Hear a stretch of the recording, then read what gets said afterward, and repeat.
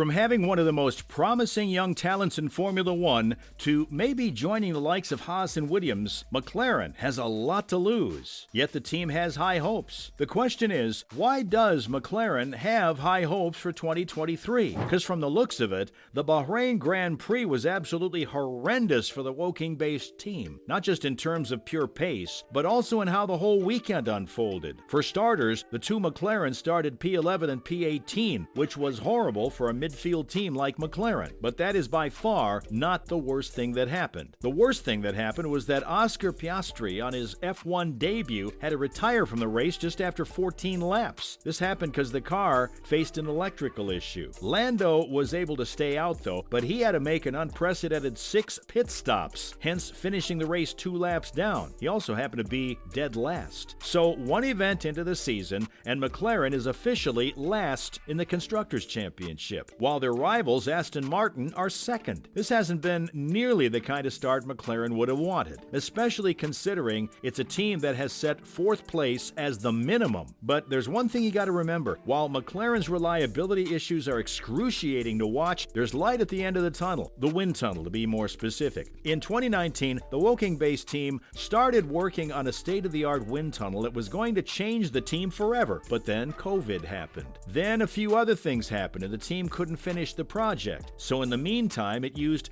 Toyota's wind tunnel in Cologne. Not only was that whole thing expensive, but it also wasted a lot of time since the team would have to ship its cars to Germany. But now that they're getting their own, things are going to change. The team knows that it has performance coming. Performance that'll get the car ready to compete for the 4th race of the season in Azerbaijan. When the new tunnel is fired up in June, it's going to allow the team to move forward and design an awesome car. Absolutely. And Oscar? Yeah, it looks great. Obviously, like Lando said, an evolution of last year's car. But yeah, to call this my first F1 car is going to be... Because looking at the kind of mess Mercedes and Ferrari are in, McLaren seems to be confident in its own abilities. But there's a problem with mid-season upgrade packages. When the new bits and pieces do come, they don't make a dramatic difference. The kind of differences that McLaren is hoping for only kind of happen over the winter break. Despite that though, McLaren is all prepped to take the heat of a subpar performance, if that means that the team is going to return stronger. Plus, McLaren isn't exactly surprised because of its performance right now. Here, take a look at what the team's technical director James Key stated. I think we're where we thought we'd probably be. He also claimed that the team knew it was going to be several tenths off. So what's the gameplay here? Is the team just hoping that once the new wind tunnel kicks in, everything's going to work out? Or is the team playing the ultimate strategy game and not wasting its resources till it has the tunnel? Well, it could be the latter, but that doesn't mean that the MCL 60 isn't an improvement over the MCL 36, because the mechanical updates seem to be working, and the tire management is definitely a lot better. So there's been no surprises there. The issue is, there was a rule change that completely messed it up for the team, and that's the 15mm floor step. See, here's the thing, 15mm really doesn't sound like a lot now, does it?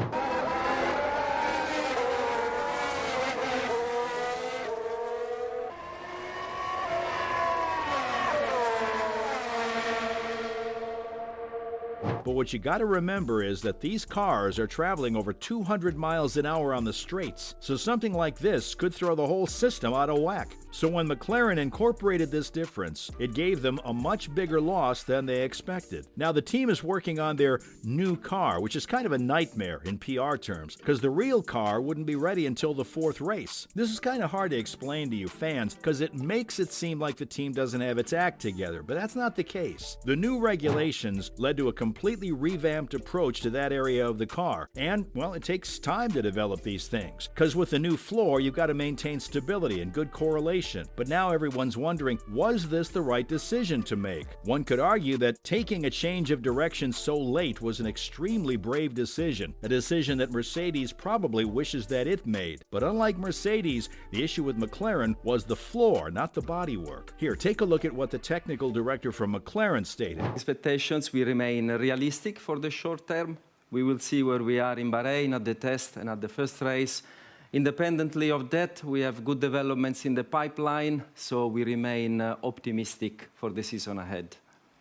Ours was a floor philosophy rather than a bodywork philosophy. And the detail and the complexity of these cars is something so crazy that the team just couldn't get it right instantly. Plus, James Key has made it clear that the team still has a lot more that it needs to find, and that the car really does have a lot of potential. It's just we won't see that potential till we reach the 4th race of the season. And if the upgrades in Azerbaijan don't impress you, then don't worry, because there's going to be a massive upgrade in Imola too, and that one's going to be the step in the right direction. As far as the first race of the season was concerned, Key admitted that Sakir wasn't exactly the best circuit for the team. So in the upcoming races, it's going to be a little bit of a mix-up, because some circuits are suited for the car and some aren't. However, regardless of the kind of track, the upgrades are going to ensure that the car is more competitive than it is right now, at least.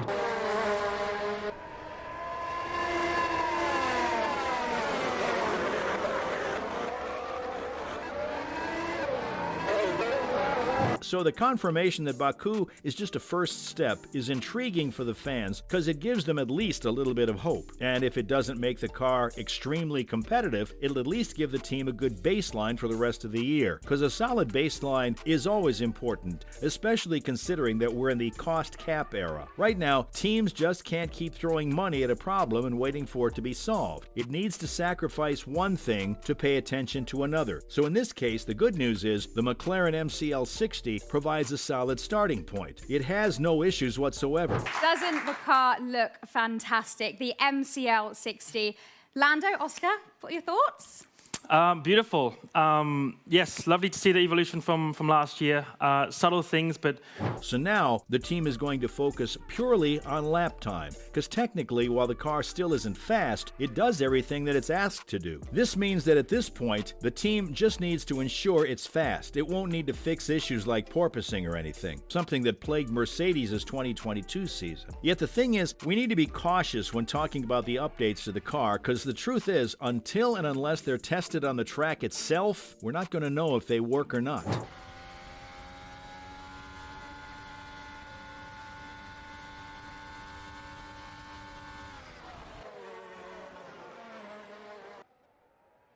Regardless, if the team takes the right next steps, especially considering that the rate of development is going to be amazing once the new wind tunnel kicks in, it can finally, maybe, start being competitive all over again. But will that be enough? Because now, rather than worrying about just Alpine, McLaren's got Aston Martin to worry about too.